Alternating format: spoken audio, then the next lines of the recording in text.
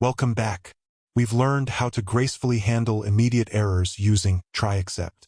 Now we shift our focus to professional application monitoring, logging. Instead of using simple print statements, the logging module allows us to record events with crucial context, timestamps, and severity levels. 1.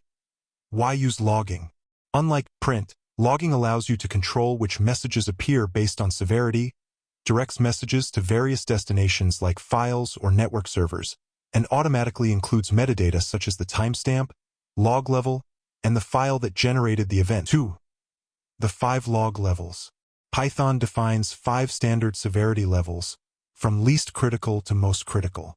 Understanding these is essential for configuring your application. The levels are debug, info, warning, error, and critical. Debug logs are for internal deep dives, info logs for normal operations, warning for minor issues, and error or critical for failures.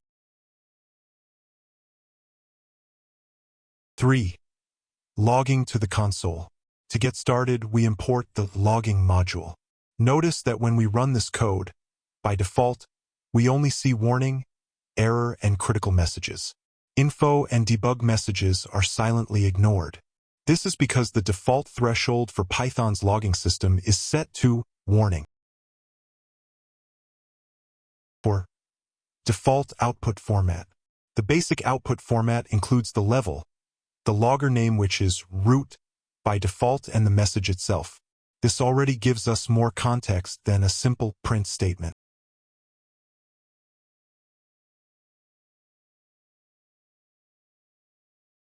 To summarize, we've begun using the logging module and identified the default behavior. Our next lecture 22.09, Logging Configuration. See you there.